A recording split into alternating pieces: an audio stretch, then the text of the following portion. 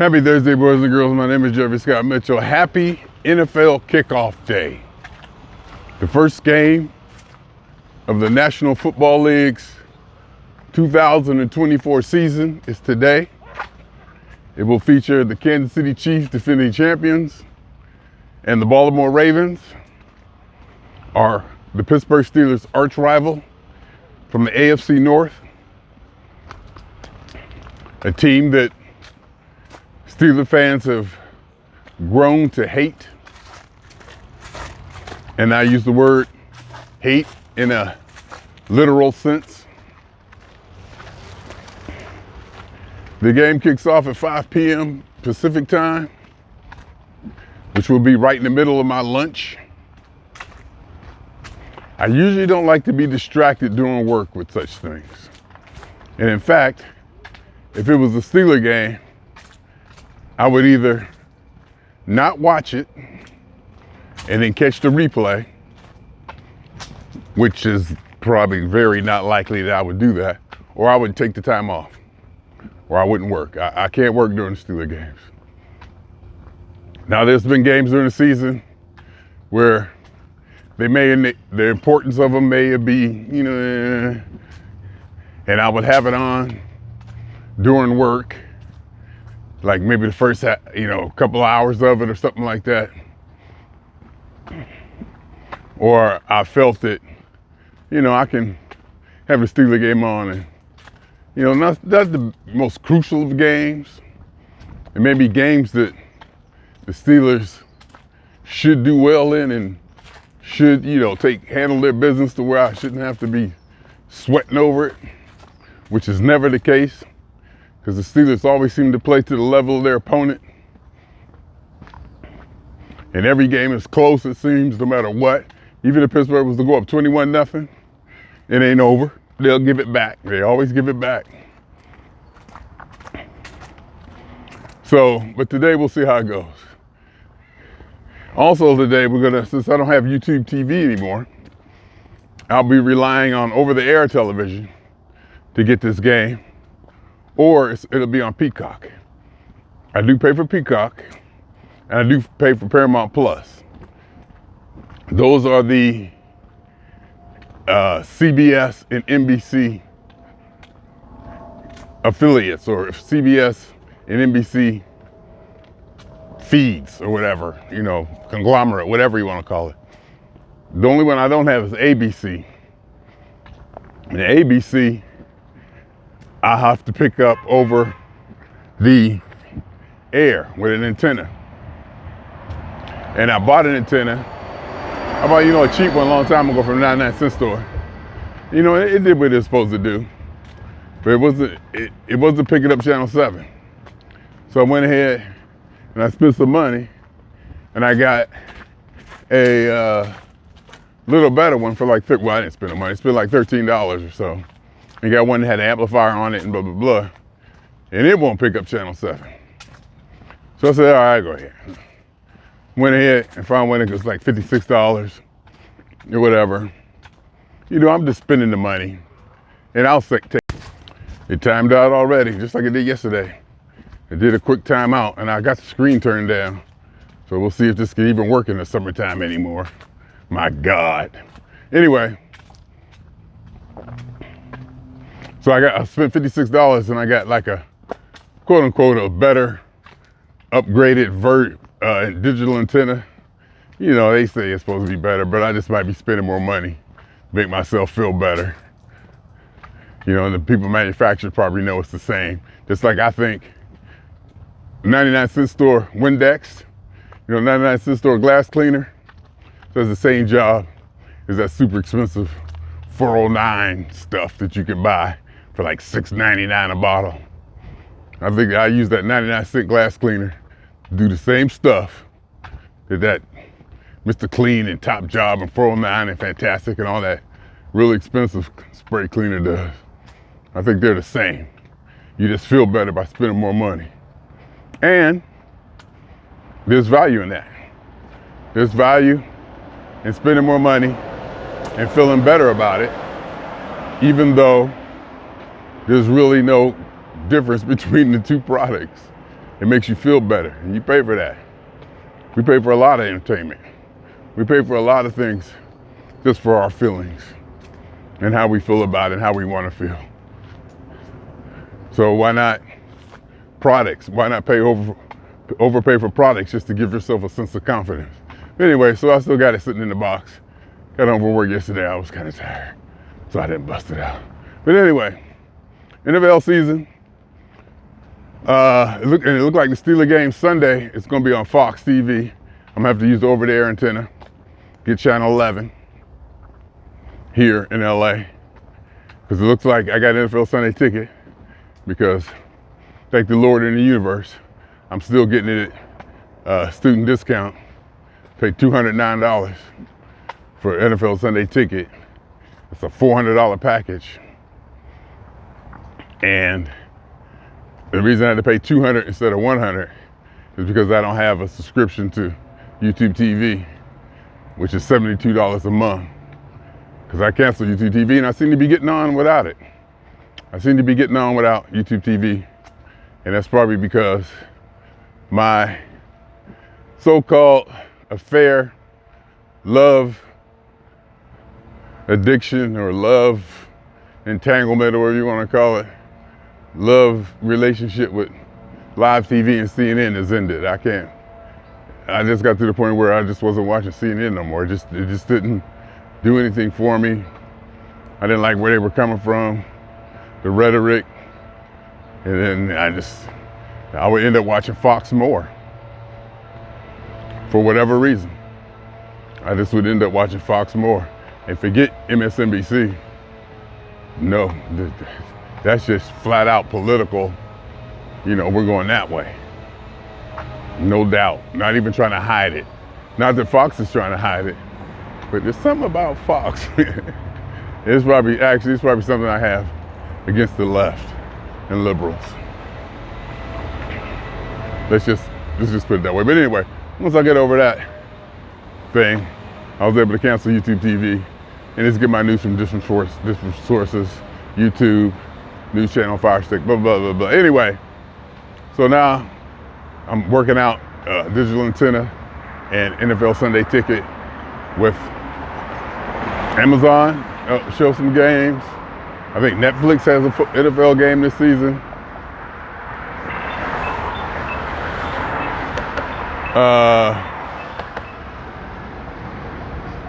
Who else?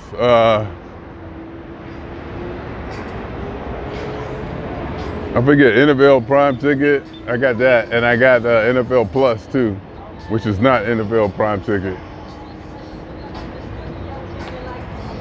NFL Plus is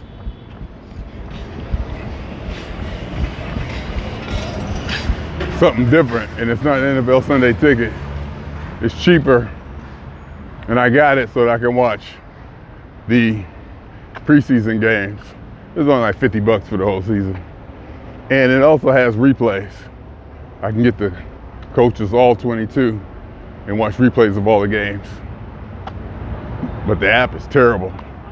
The app is terrible on the TV. Sometimes I just mirror my phone to the TV and watch it that way instead of using the app on the phone.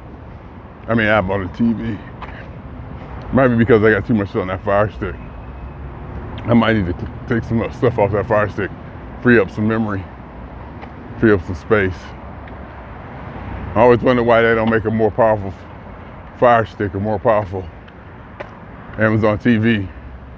You know, more space, more processing power, more whatever. I'd pay for it. But, you know, because my old Fire Stick, it really got terrible. I even cleaned it out, reset it, back to factory, reloaded apps, and it just didn't do what it was supposed to do. And I'm not even talking about the fact that it didn't have a volume control on it. Now, volume control and TV control is crucial. That way you don't have to have two remotes. And it didn't have that on it. Not only that, and it just didn't function correctly. It would hang and do all kinds of stuff. So So I got the next generation of Fire Stick. It seems to be working good. So I got to deal with all that. But anyway,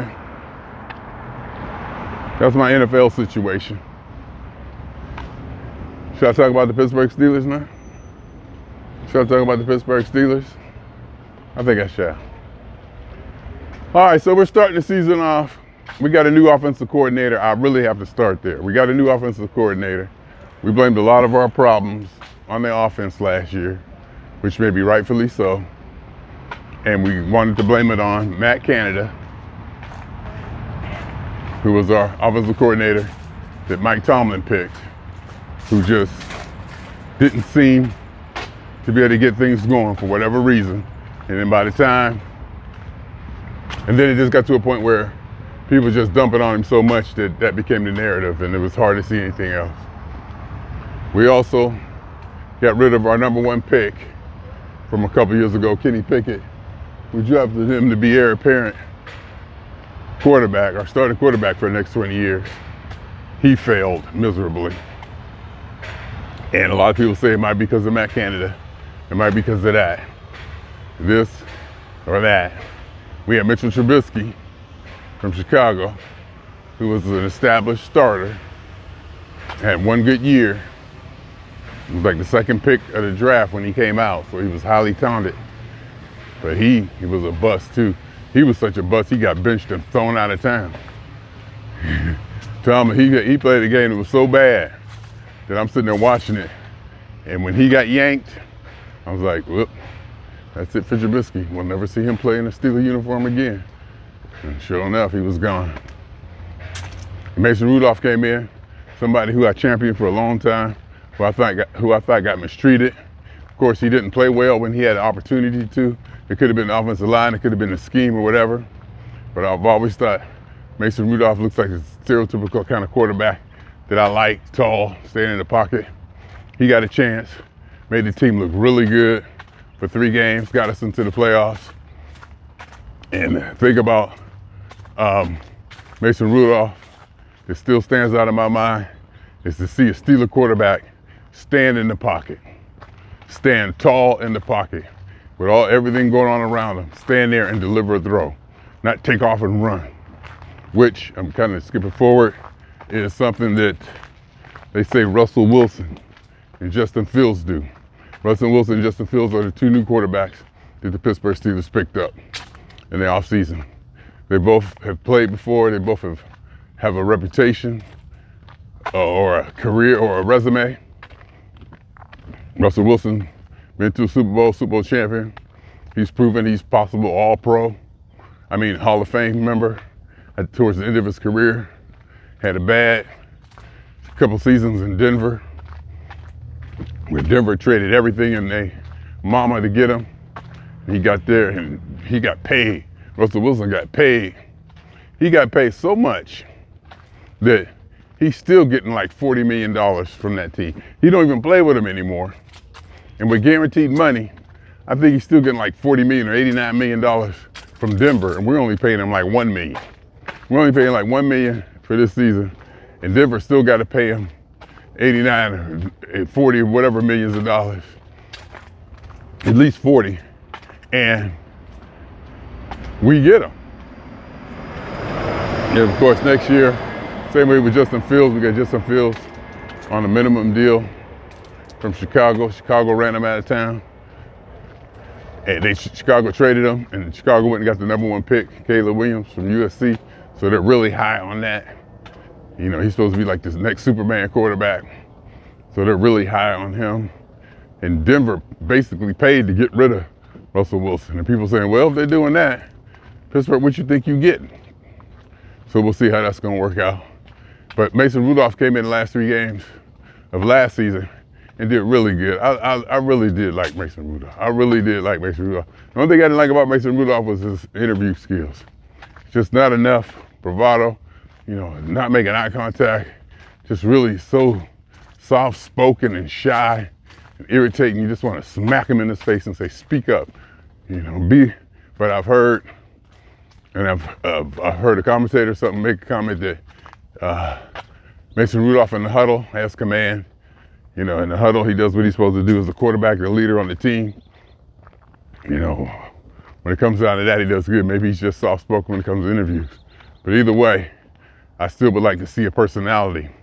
You want to see a personality leader at your quarterback.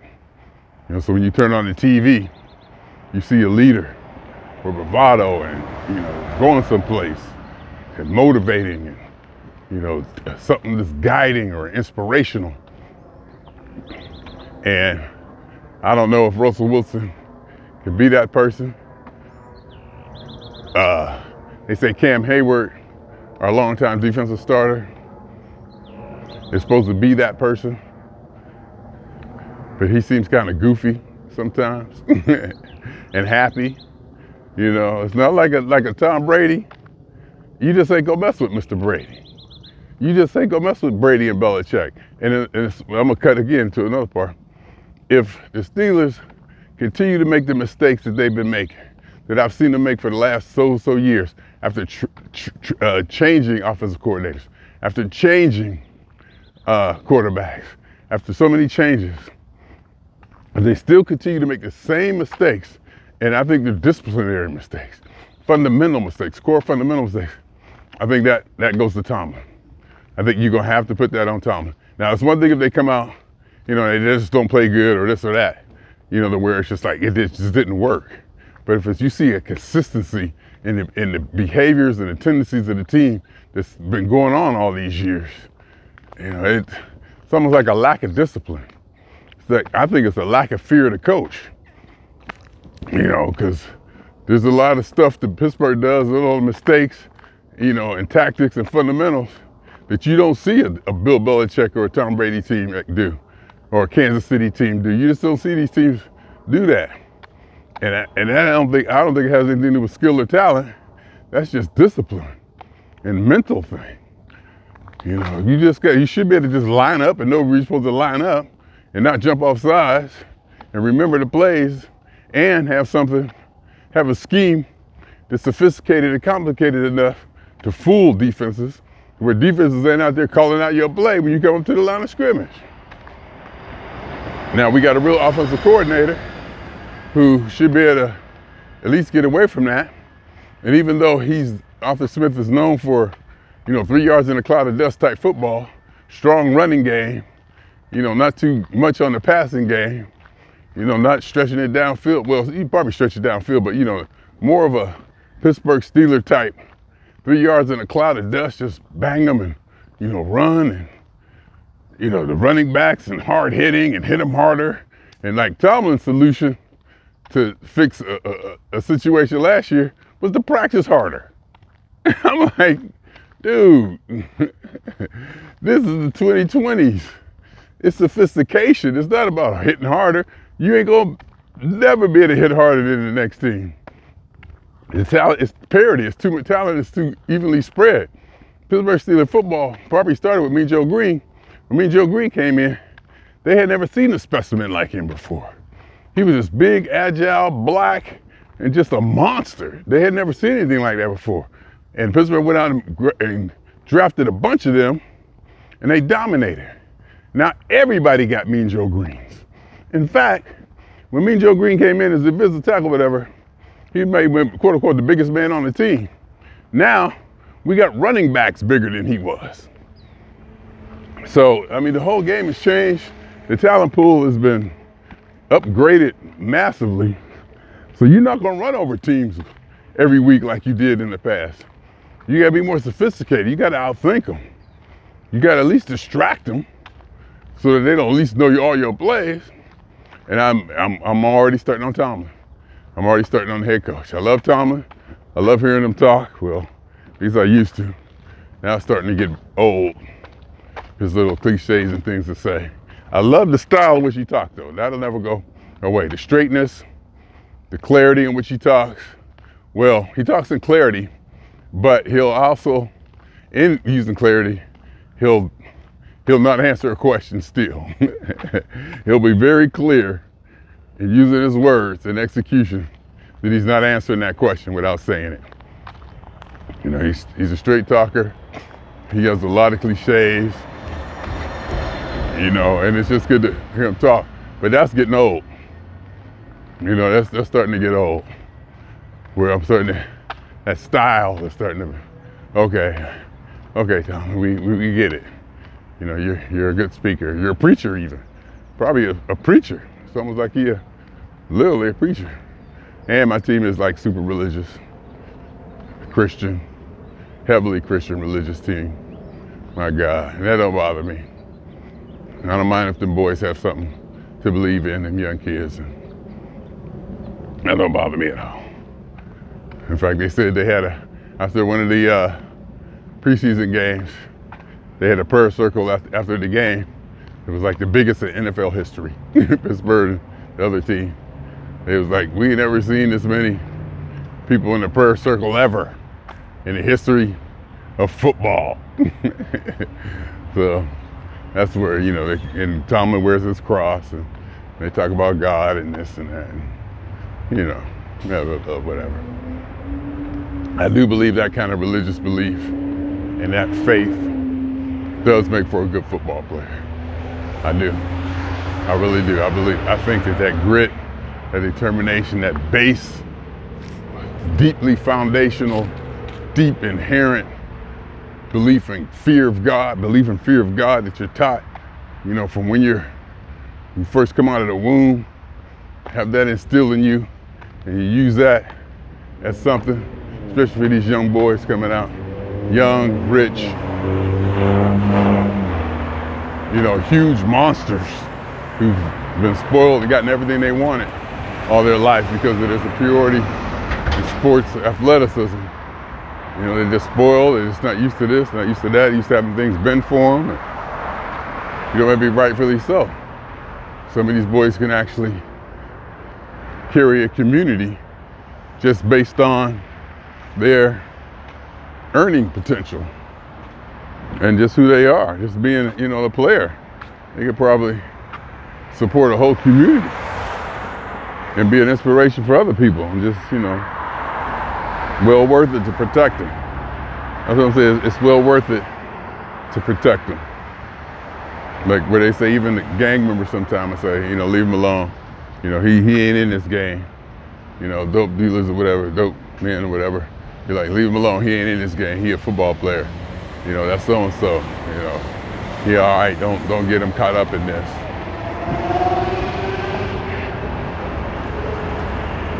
So, you know, and so for them to have that belief in God or whatever, even if they say something like, they like use the F word, like F this, F that, F that, and thank God, F that.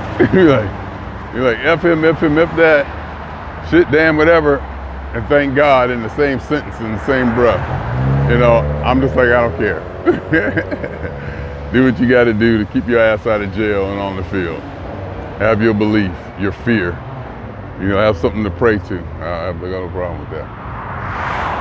But anyhow, it's that, and so we'll see, you know, how the Pittsburgh Steelers organization goes, how they, the traditional Pittsburgh Steelers ideology and mentality of, you know, God, faith, football, and kill, smash them, hit them harder, run them over,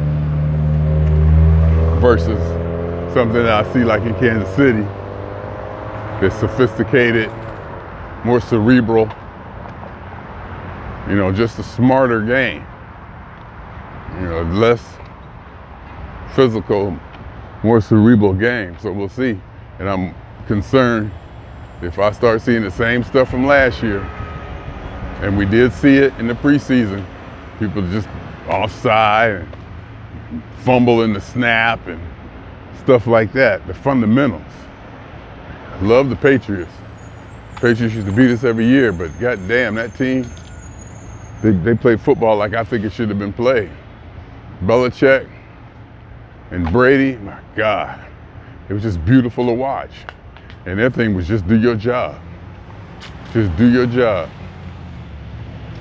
And they came out probably maybe one of the greatest dynasties in sports, definitely in the NFL.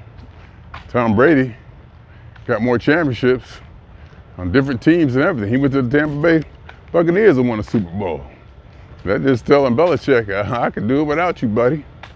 Took Gronk down there to Tampa Bay, and they won another Super Bowl without Belichick.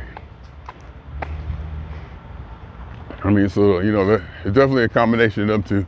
You know, you got to give them both credit. And I don't want to put one down over the other, but because I respect them. And in fact, when I went to, when New England played, I think I seen them play twice.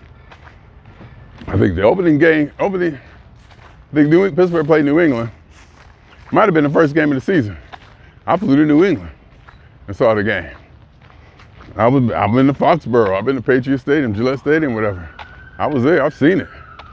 You know, I drove in there and hung out with them Patriots fans, sophisticated ass snobs they were. They know. They just know. They just not even. They wasn't even. Well, of course, to the section I was sitting in, you know, a little bit of highfalutin people, but they just know. It's just the air, like, we're not worried about it. And I think they had just won the Super Bowl, and they got all these Super Bowls hanging around. They just was like, not even. I was like a fly on their butt. It was like everything seems like a fly on their butt. They just so, you know, and it was just in the humor, and the way they was, you know, jabbing me, you know, and you know, getting back at me was so sophisticatedly beautiful. I just smiled and laughed. It was just so highbrow, you know. It was good. And that's not the Steeler mentality. But I love the Pittsburgh Steelers. I love the Pittsburgh Steelers. I might not like their mentality. I may not like their religious belief. I love the colors. I love them damn colors. I love them colors. Just seeing them colors, oh, this turns me on. Even if I see like Spirit Airlines has similar colors. I just love seeing that black and yellow. Oh, it's so beautiful. And just, you know, the history, 52 years now, being a Steeler fan. 52, 53 years being a Steeler fan. It goes back. I love them.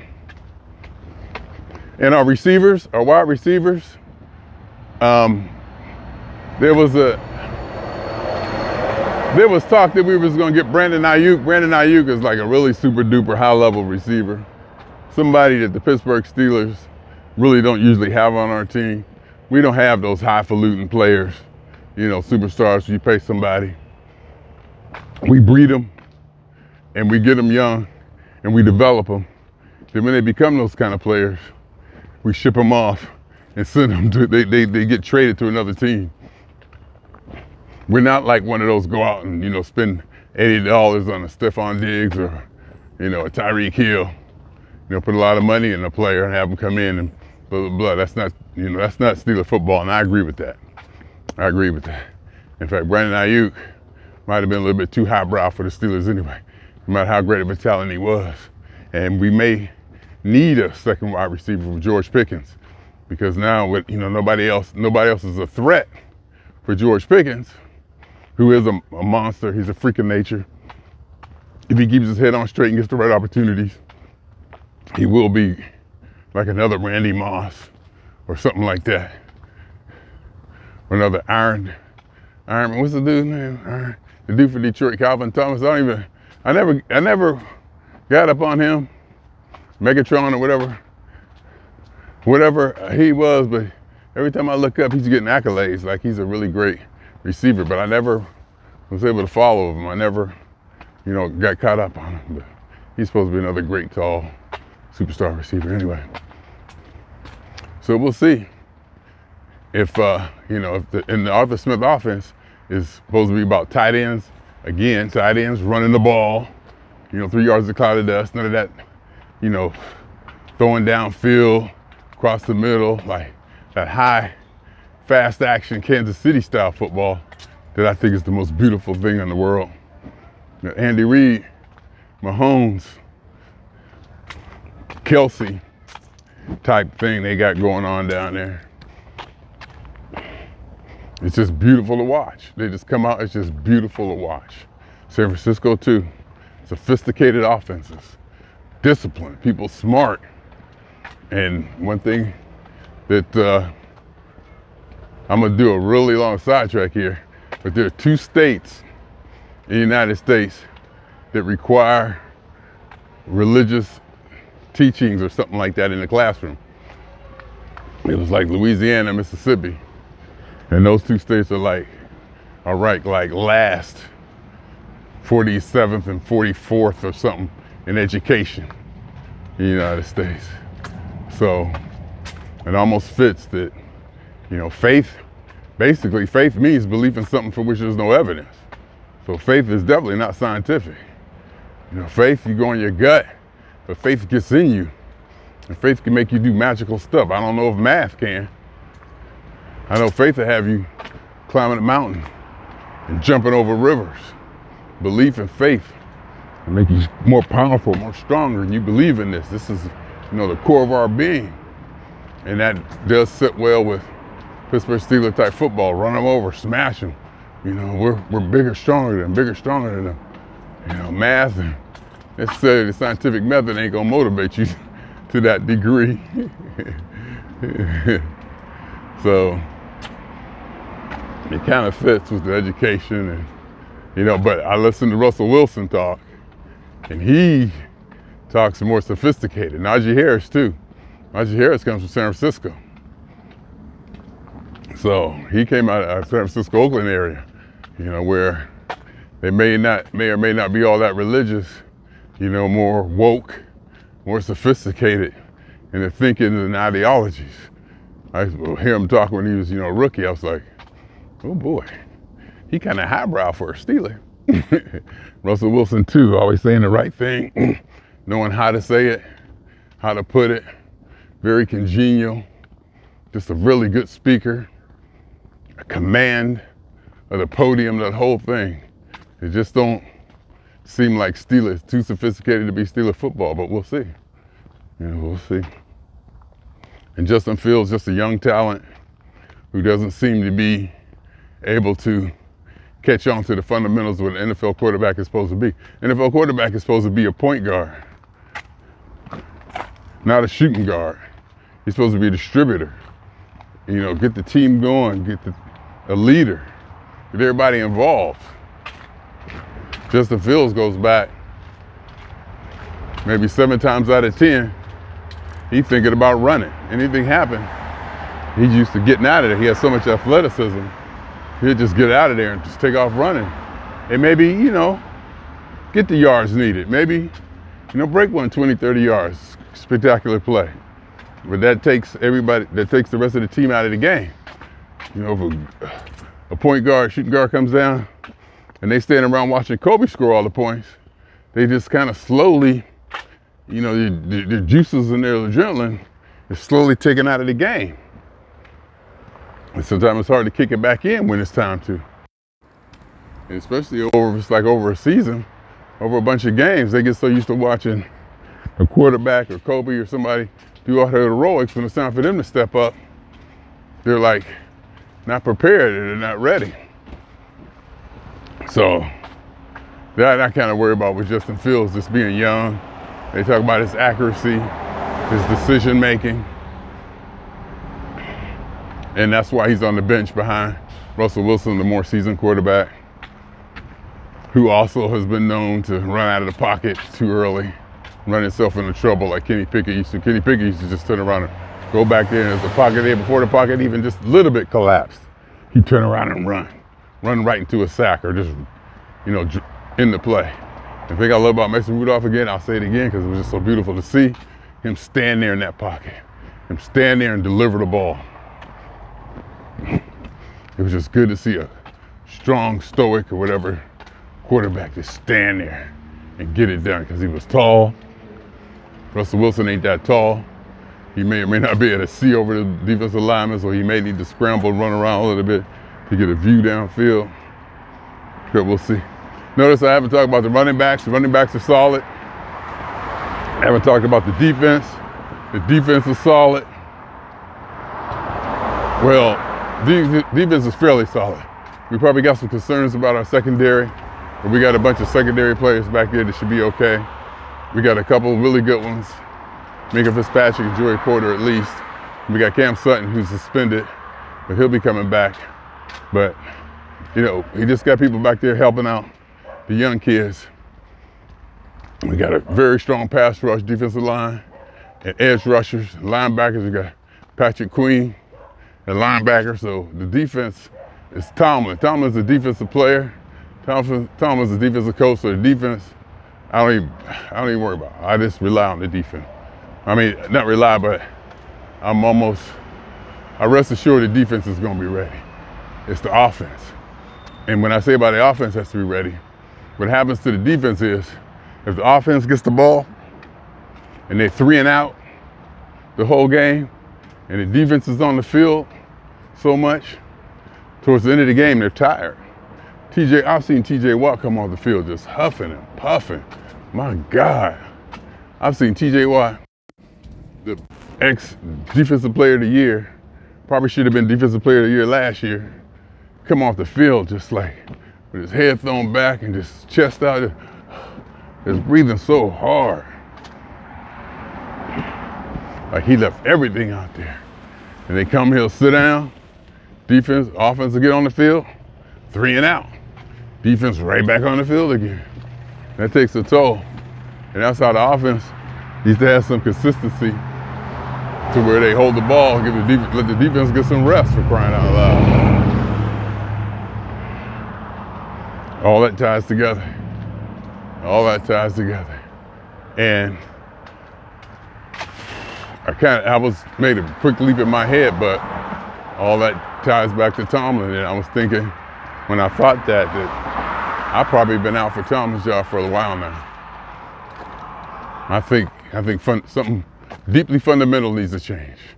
I said years ago, something deeply fundamental has to change. It may come from the top, maybe have to be general managers, it may have to be owners, whatever. But something deeply fundamental. The Steelers need to come into the 21st century as far as football goes. And they're not. They're definitely in the 20th century, the 70s. They're still trying to play that kind of football that won up championships. Even when Big Ben won a Super Bowl, big, tough quarterback.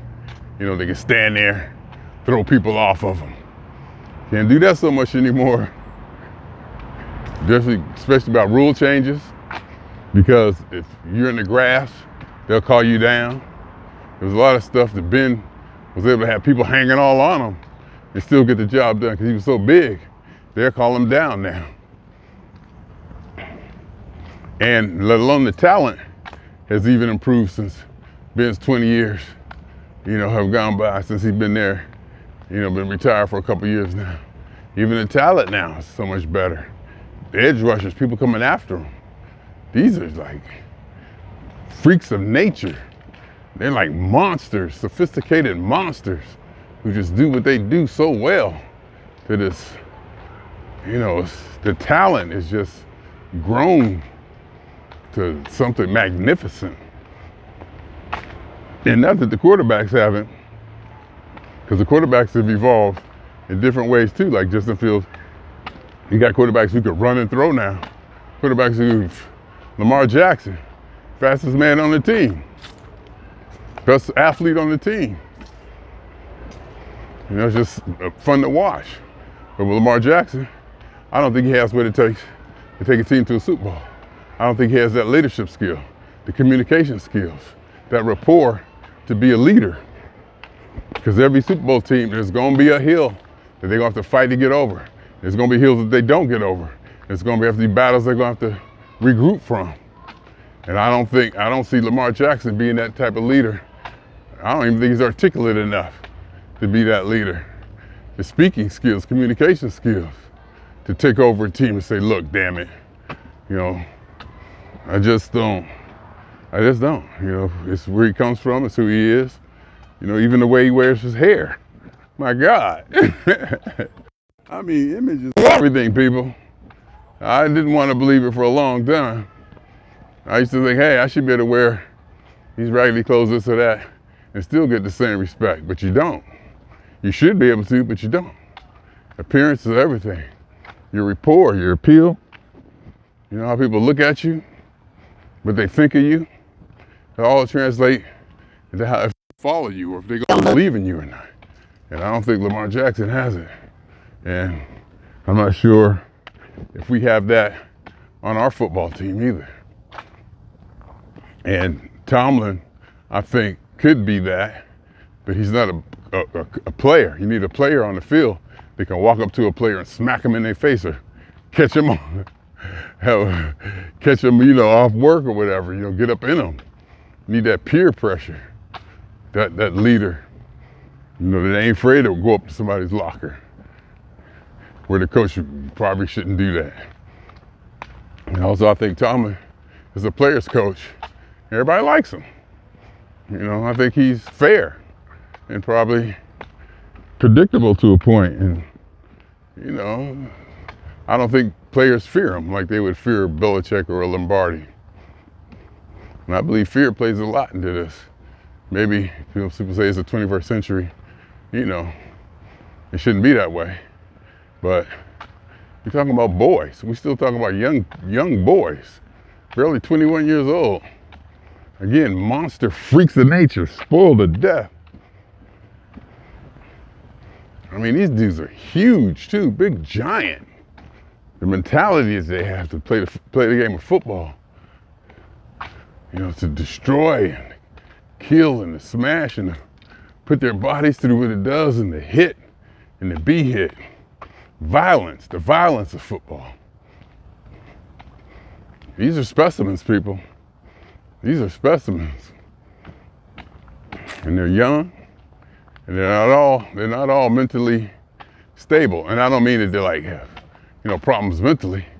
They're just young and volatile. They're volatile, that's what I want to say. They're volatile. But anyway,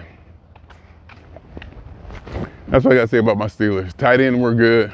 Offensive line, oh my God, how can I not talk about the offensive line? Offensive line might be the problem. The offensive line could be the problem for the last 6 years. It could literally be just the offensive line because the quarterback won't have enough time to do anything back there. Running game's not going to work. Even if they do know the plays, the offensive line has shown that they haven't been getting it done over the last few years. And so we're definitely going to look at that. We drafted a tackle and we drafted a center, but starting rookies is tough. Starting a rookie is always tough. Their first year in the league, it's been done before. It looks like we're going to do it again. And when the tackle we drafted got hurt, so now we're moving people around.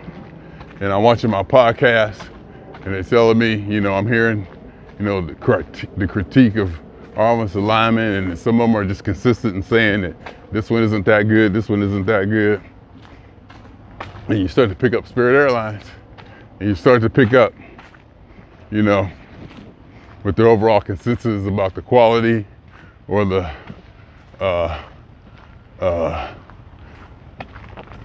technique and the, viability of certain players at their position is, and it gets to be to the point where you start to understand that a good offensive line, it's a hot one. It is. It's going to continue to be hot too, rest of the week. And I've been seeing her for years. She got a hot one on, but she's wearing like a hoodie and stuff. Anyway, the offensive line, and Dan Moore. Who else? McCormick. I can't think of anybody else. Roderick Jones. Who else is on there? Offensive line. I can't think of them now, but I know their names because I've been watching the podcast for the whole off season. I just can't call them out now.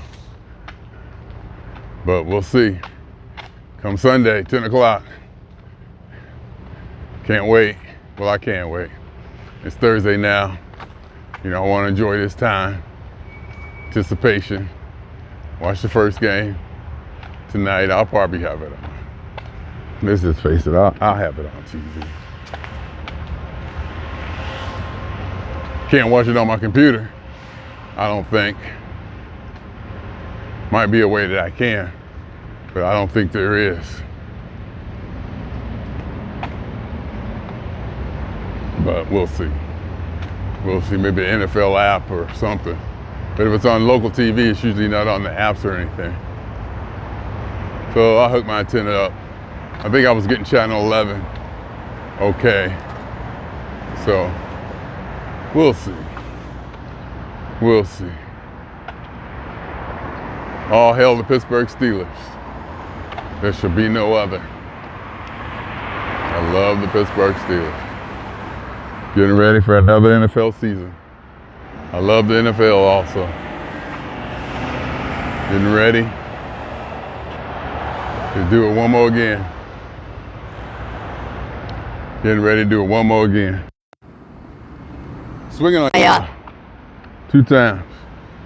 For me, for the phone. And for every elementary particle that's ever existed